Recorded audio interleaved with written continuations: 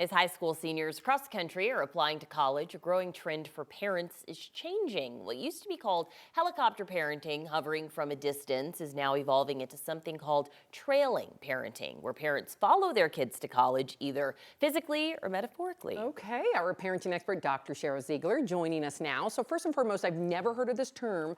However, I do know parents that will move closer to their kids when they go to college. So what is like the real definition of trailing parents? Yeah, they're the ones who are following their kids in some way. So let's start with the non-physical. They are doing things like checking their schedules, calling the kid in the morning, reminding them to go to class, reminding them there's deadlines and, did you hand this in, and those kinds of things. And then there is the physical part where, yes, they might be buying a condo or a house and they say, oh, Sounds so good. Yeah, it does. But I'm actually in this boat. Yes.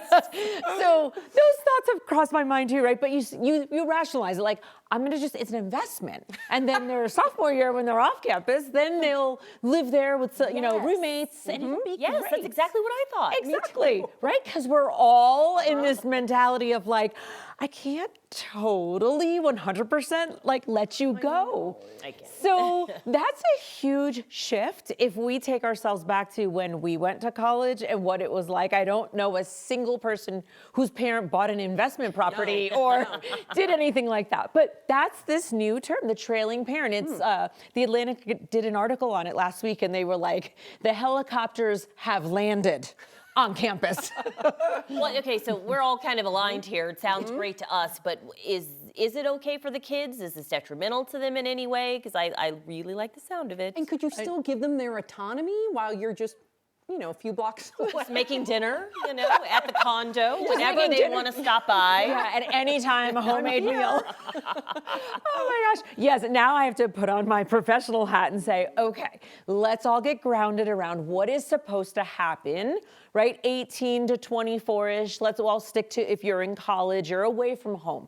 You are supposed to have that sense of independence and this sense of autonomy, like I am literally separate from you, and not just, in their teen years, they start separating from you, like, oh, I don't want to wear that. Oh, no, I don't like that anymore, right? And you're like, what? But then when they're in college, it's a physical separation. I can do this on my own. I can find my own friends. I can find my own way, and I don't need you. And I think that's what this generation or two of parents are struggling with is, how do we let that happen? Because what's been ingrained in us is this really overprotective, highly involved, highly scheduled kind of parenting style. And we're spending more time than ever with our kids. So again, in the 80s and 90s, parents might have had a little tear in their eye.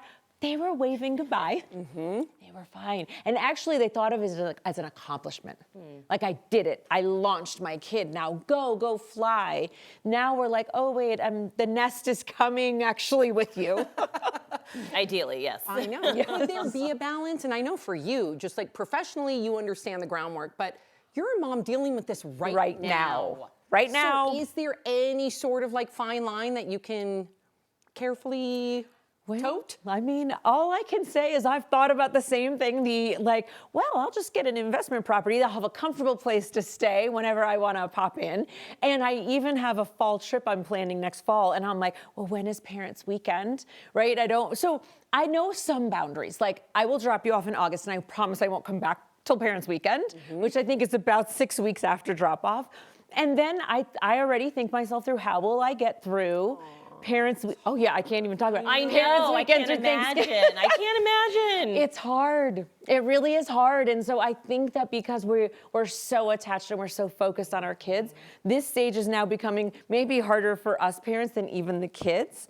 And so I think it's something we'll have to work on. I feel one way, but I will say, I do the right thing. I do wouldn't this be amazing for your dorm room? But even that's a part of the trailing parent, to be honest. The over-involvement with the gorgeous dorm and the dorm that feels like an amazing second bedroom. Like, my dorm didn't feel like an amazing.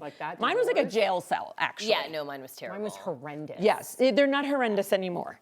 And that's part of the trailing, right? Making it so comfortable and beautiful and amazing for them. But they deserve that. She's not convinced. No, I'm not. I'm not here to not convince you. I'm just here to shine a light on the trailing parent. I'll let you know next year if I am that person. You're going. I get emotional. freaking 5 and 1, and I get emotional thinking about it. So I know. you being on the precipice of this. Oh, yes. Good luck to you, my friend. Yes, I need it. Yeah, Thank you. okay. Dr. Sheryl Ziegler. We appreciate you.